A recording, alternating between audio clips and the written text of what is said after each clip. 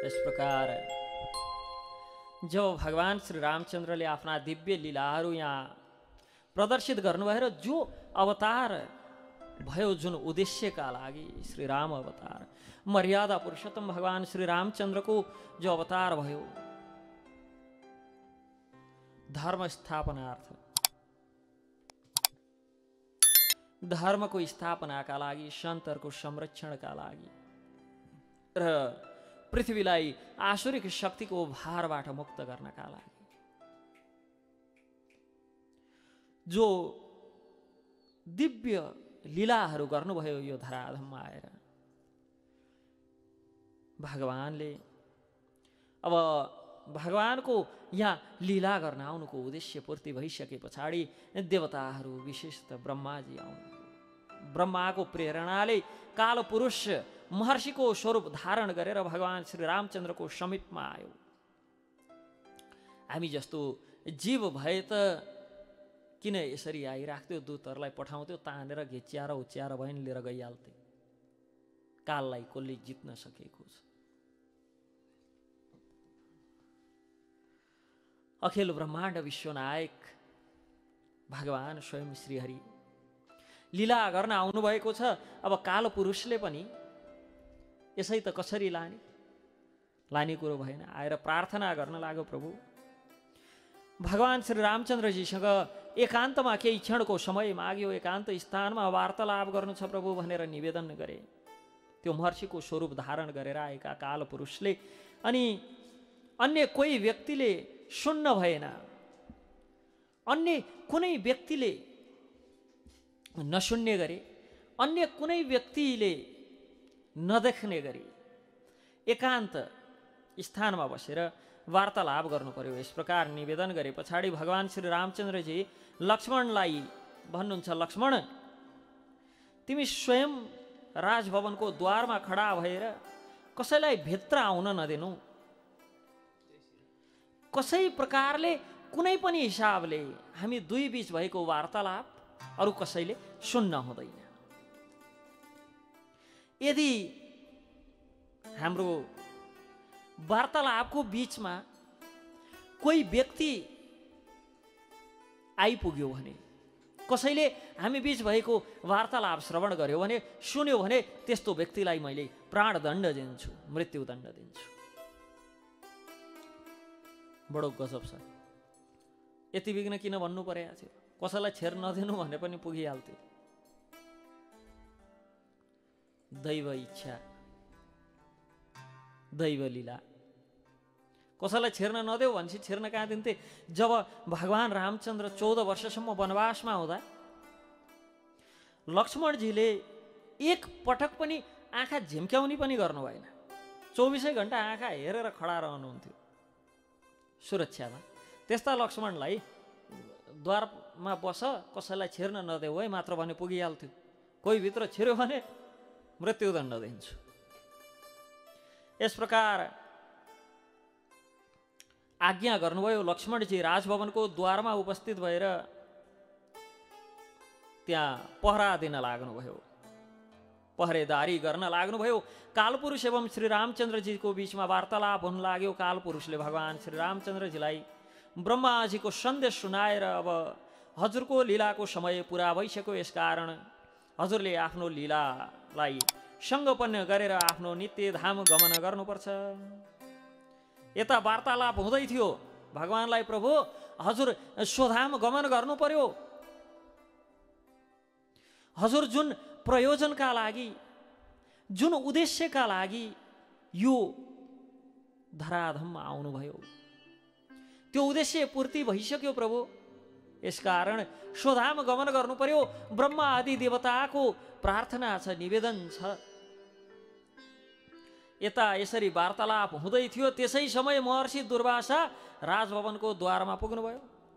राजभवनको द्वारमा पुगेर के भन्नुहुन्छ त लक्ष्मणजीसँग, म अति आवश्यक कार्य हेतु तुरन्त श्री रामचन्द्रजीसँग मिल्न चाहन्छु, भेट्न चाहन्छु। अब आएको को दुर्वासा के का लागि? अति महत्त्वपूर्ण कार्यका लागि, अति आवश्यक कार्यका लागि। के हो त त्यस्तो अति आवश्यक कार्य? भन्दैनन् के हो? लक्ष्मणजी प्रार्थना गर्नुहुन्छ, प्रभु महात्मन हजुरको कार्य के हो बताउनुहोस्, मैले पुरा गरिदिन्छु। शीघ्र हजुरको वचन भुइँमा झर्नु अगाडि मैले त्यो पूर्ति गरिदिन्छु। दुर्वासा मूर्ख, मलाई रामचन्द्रसँगै भेट्नु छ र कार्य उहाँसँगै गर्नु छ। यदि भेट्न दिएनौ भने रामचन्द्र सहित राज्यका सारा प्रजालाई चाहिँ श्राप दिएर भस्म गरिदिन्छु। महत्त्वपूर्ण कार्य, बडो महत्त्वपूर्ण। लक्ष्मणजी विचार गर्नुहुन्छ, अब रामचन्द्र सहित रामचन्द्रका सारा प्रजालाई नै भस्म गर्छु भनेस् त सारा प्रजा पनि परे, आफू पनि परियो, राजा पनि परे। त्योभन्दा त बरु आफूले मात्र प्राणदण्ड पाउन ठिक भयो। लक्ष्मणजी जानुभयो कि सारा प्रजाका साथ स्वयं भस्म हुनुभन्दा ठिक म एक्लै प्राणदण्ड पाउनु उचित छ, यस्तो सोचेर रामचन्द्रजीको समीपमा जानुभयो। भन्नुहुन्छ, महात्मन बस्दै गर्नुहोस्, म खबर पुर्याएर आइहाल्छु। कालपुरुष साथ श्री रामचन्द्रजीको वार्तालाप त पुरा भइसकेको थियो। कालपुरुष पर्खिरहेको थिए लक्ष्मणजी कहिले छिर्लान् अनि त्यस पछाडि जाउँ भनेर। कालपुरुष भगवान श्री रामचन्द्रजीको निकटमा त्यहीँ बसेका थिए। श्री रामचन्द्रजी लक्ष्मणतर्फ हेरेर भन्नुहुन्छ, लक्ष्मण असमयमै प्रवेश किन गर्यौ? लक्ष्मणजी दुई हात जोडेर भन्नुहुन्छ, प्रभु द्वारमा महर्षि दुर्वासा उपस्थित हुनुहुन्छ र महत्त्वपूर्ण कार्य छ हजुरसँग उहाँको। भन्दा यस्तो महत्त्वपूर्ण कार्य के थियो कि मैले के प्रतिज्ञा लिएको थिएँ, जसले हाम्रो वार्तालापमा सुन्छ वा हाम्रो वार्तालापको बिचमा जो यहाँ प्रवेश गर्छ त्यसलाई प्राणदण्ड दिन्छु भनेको थिएँ। त्यस्तो महत्त्वपूर्ण के छ भन्दा कार्य के छ त मलाई थाहा छैन, तर उहाँले अविलम्ब भेट्न पाउनु पर्यो।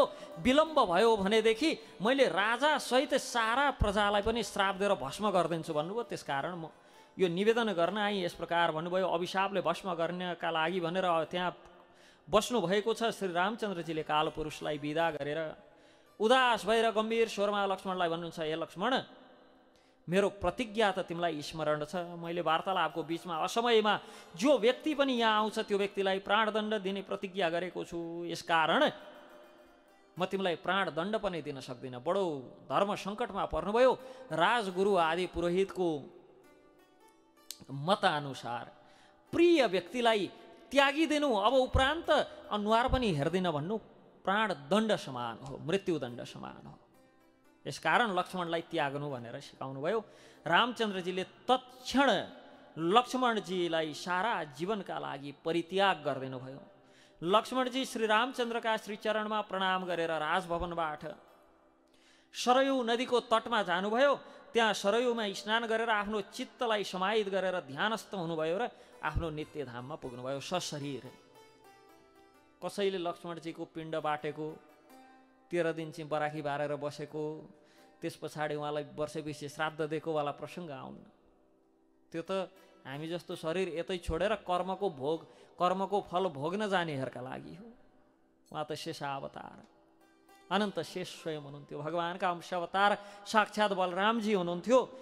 त्यसकारण यो शरीरसहित सरयूको तटमा रहेर योग अग्नि प्रकट गरेर सशरीर भगवान स्वधाम गमन गर्नुभयो। यता श्री रामचन्द्रजी दुर्वासालाई बोलाएर बडो आदर सत्कार गरेर सोध्नुहुन्छ, हजुरको के सेवा गर्नु भन्दा बडो आवश्यक कार्य के थियो त दुर्वासाको? भगवान रामचन्द्रलाई हेरेर एकदम भोक लागेको छ, खानु पर्यो भन्नुहुन्छ। आवश्यक कुरो चाहिँ त्यो रहेछ। बिचरा ती दुर्वासाजीको आवश्यक कुरोले उहाँ लक्ष्मणजी र राम लक्ष्मणको बिछोड भयो। अब कति महत्त्वपूर्ण थियो कि उहाँको भोक लागेको थियो, उहाँलाई खानुपर्ने थियो। म बडो भोको छु, यसकारण हजुरको दरबारमा जे पनि खाद्य सामग्री छ मलाई तुरुन्त खुवाउनुहोस्। एकदम धैर्यतै छैन ममा पर्खिनी, एकदम भोक लागेको छ। अन्त केवल यो दोष खप्न मात्र आएका दुर्वासा, त्यो दुर्वासाका कारण रामचन्द्र र लक्ष्मणको बिछोड भयो भनेर त्यो अब्जस खोप्न मात्र दुर्वासा त्यहाँ आइपुग्नु भयो।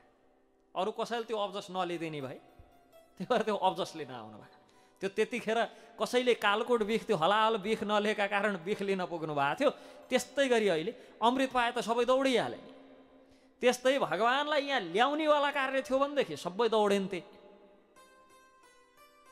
अब भगवान्लाई विरह, भगवानबाट बिछोड हुनुपर्ने अवस्था कोही तयारै भएन। त्यो दुर्वासा जानुभयो, त्यो अब्जस शिरमा लिएर भोक लागेछ भन्नुभयो, अन्तिममा खाना आएको भन्नुभयो। महत्त्वपूर्ण कार्य चाहिँ उहाँको खानुपर्नेवाला थियो। घरमा जो खाद्य पदार्थ द्रव्य आदि उपलब्ध थियो श्री रामचन्द्रजीले ऋषिको समीपमा प्रस्तुत गर्नुभयो। स्वयं आफ्नै हातले पस्केर खुवाउनुभयो। स्वयं भगवान श्री रामचन्द्रले, जो अखिल ब्रह्माण्ड विश्वपति हुनुहुन्छ, ऋषि ती सुस्वादु खाद्य सामग्री भर पेट भोजन गरेर सन्तुष्ट हुनुभयो अनि उठेर हिँड्दैन भयो। सक्यो कार्य, महत्त्वपूर्ण कार्य समाप्त भयो, उठेर हिँड्नुभयो। खानुभन्दा महत्त्वपूर्ण के हुनसक्छ? प्राण धान्ने नै त्यसैले हो, नत्र मरिहालिन्छ।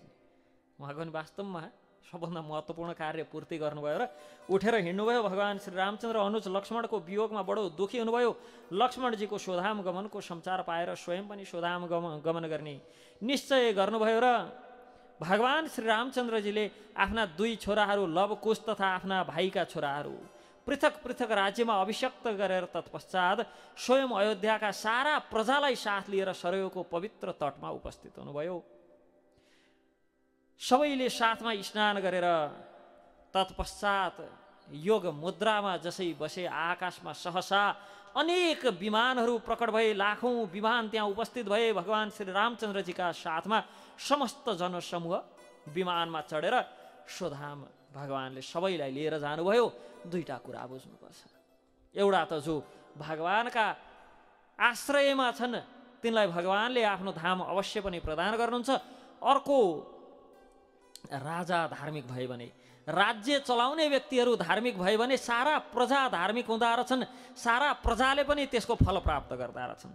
र राज्य गर्ने व्यक्तिहरू, राजपाठ चलाउने व्यक्तिहरू, शासन सत्ताको बागडोर सम्हाल्ने व्यक्तिहरू दुष्ट भयो भने हामी नेपालीको जस्तो हालत हुन्छ।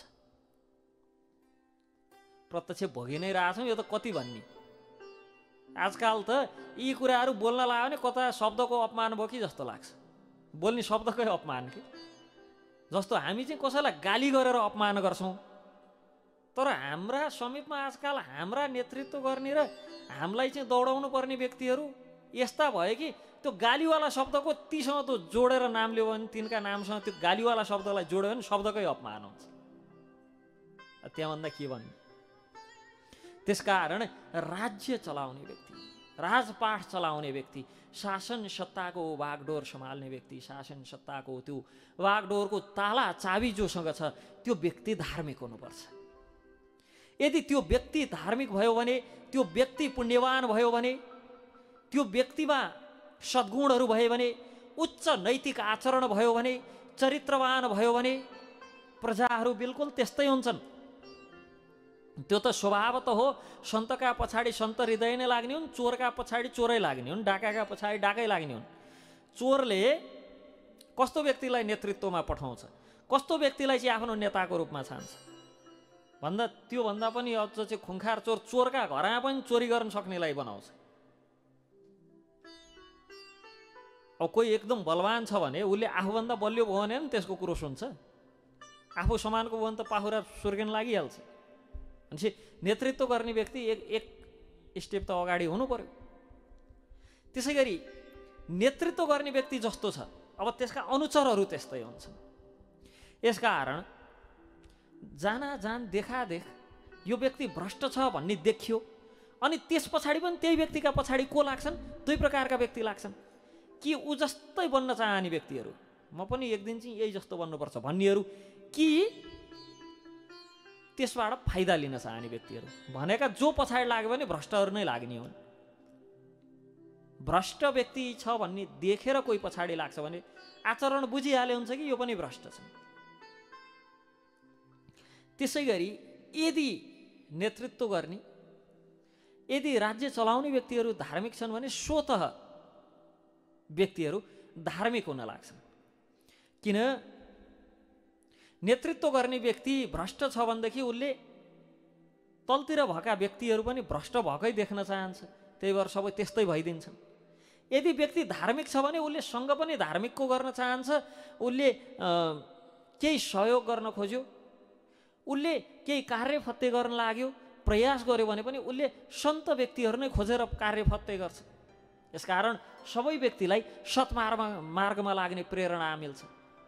यसकारण यदि राज्य गर्ने व्यक्ति धार्मिक भयो भने राम राज्य हुन्छ, अनि यदि राज्य गर्ने व्यक्तिहरू विधर्मी भयो भने नेपाल राज्य हुन्छ, भइरहेछ अहिले।